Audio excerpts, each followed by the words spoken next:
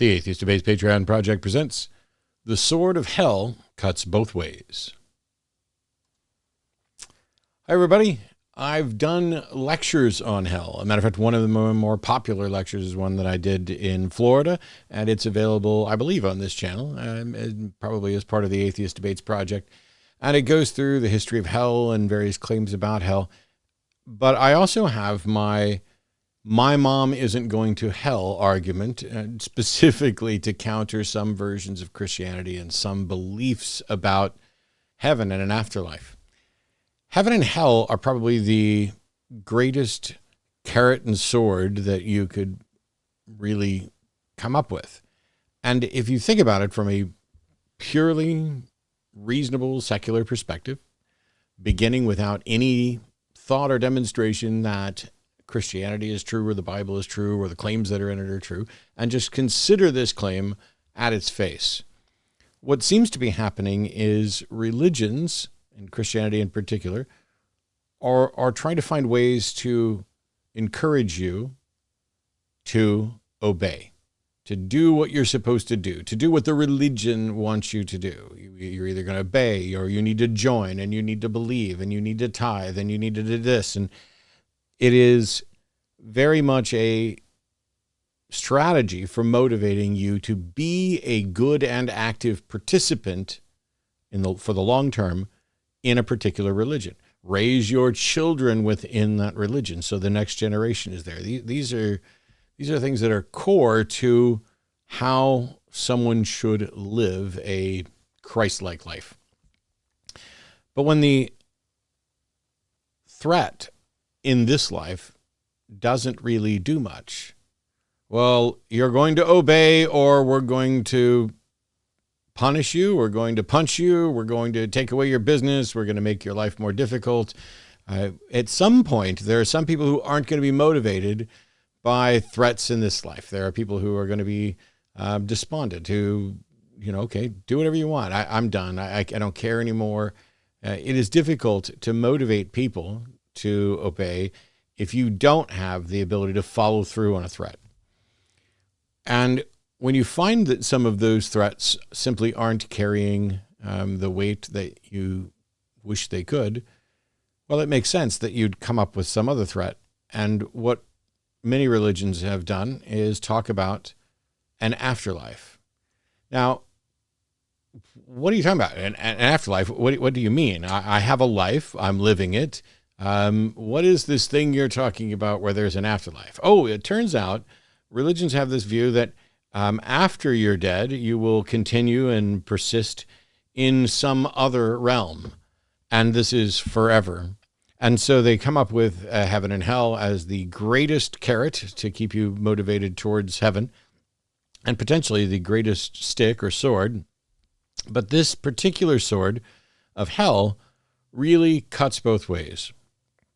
It can, in fact, be a great motivator to get people to join and participate, obey, and follow.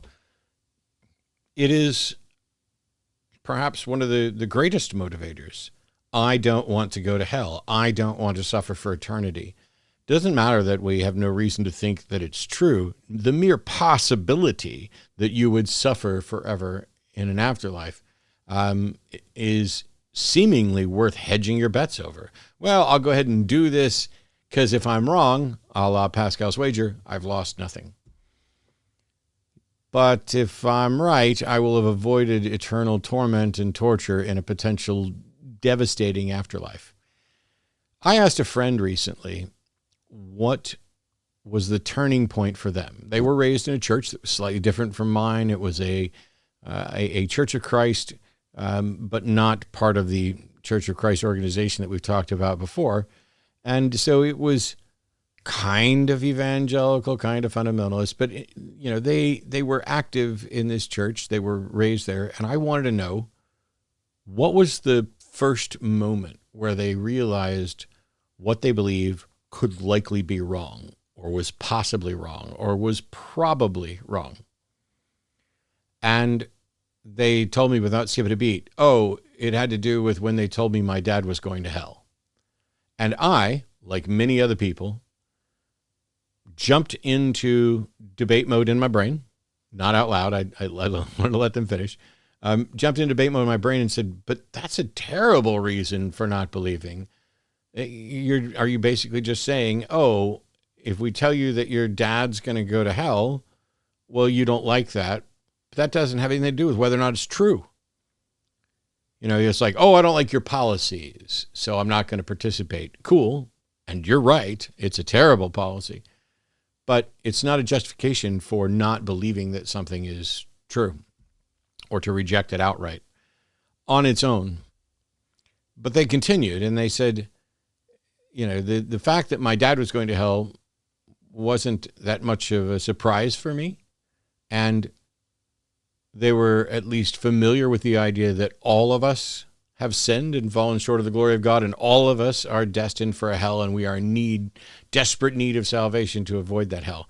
But the thing about it that stuck in their head was the idea that they would be in heaven and they would be able to see their Father in hell, which on its own still isn't grounds to really object that it's not true, until they learned there would be no suffering and no sadness in hell. And in that case, the idea that this could possibly be true began to vanish. This is very similar to my argument that my mom isn't going to heaven. My mom believes that she's going to heaven. My mom believes there's no sadness in heaven. My mom believes that I'm going to hell. My mom will then be in heaven and will not be sad that I'm in hell. That's not possible without fundamentally changing who my mom is. Now, my mom has bought into the idea that, God will just take the sorrow away, but she hasn't followed through with the understanding the implications of that. If God takes the sorrow away, you're no longer you.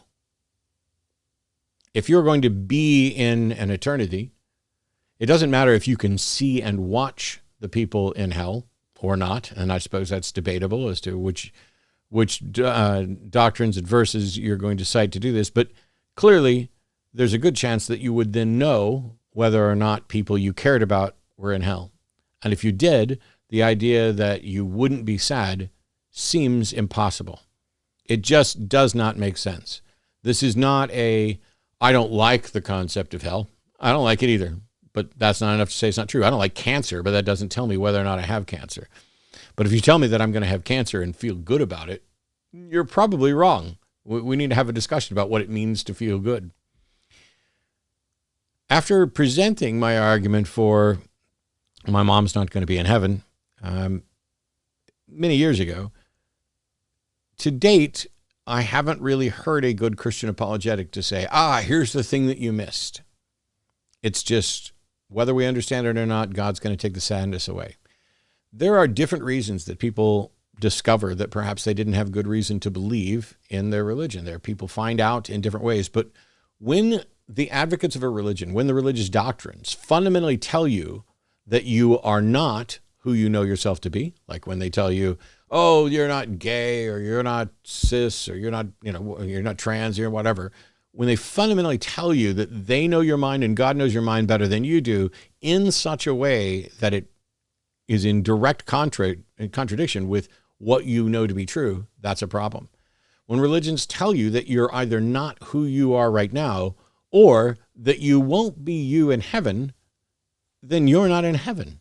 Whatever's in heaven is some approximation of you. There's just no way that a normally functioning or nominally functioning person with empathy who loves could continue to exist without sadness as a fundamental part of who they are at the awareness of loss. Sadness shows that you've lost something of value. If I'm in heaven and you're in hell, I have lost my relationship with you, which is a fundamental part of me. It's something that I value. The notion that I couldn't be sad about that is bizarre. Sadness not only shows that you lost something, it shows that you care, or that you previously cared in a different way. It shows that you love, or that you loved and that you lost.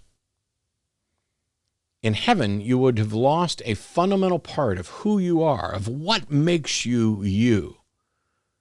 This flawed human condition that we live through here in the only life that we're sure we're going to get includes loss and sadness and sorrow. And those are things that not only show that we value others and that we cared about others and that we've potentially lost something that we value, but it also shows how we got to be who we are now. The very notion that there's someone who doesn't feel sorrow would be a diagnosable mental illness of some variety, that they're just incapable of experiencing sorrow, sadness. They're incapable of mourning.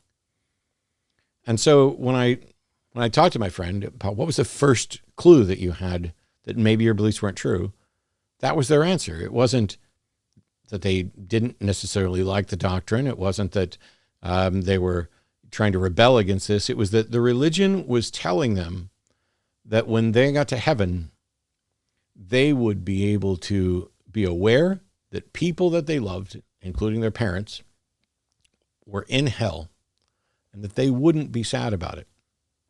This conflict between who you know yourself to be and who religions try to tell you that you are secretly or in reality or will be under their heavenly model fundamentally makes you not human, makes you not who you are. And that is enough to reject it on its face. Thanks for tuning in. We'll see you next time. Bye-bye.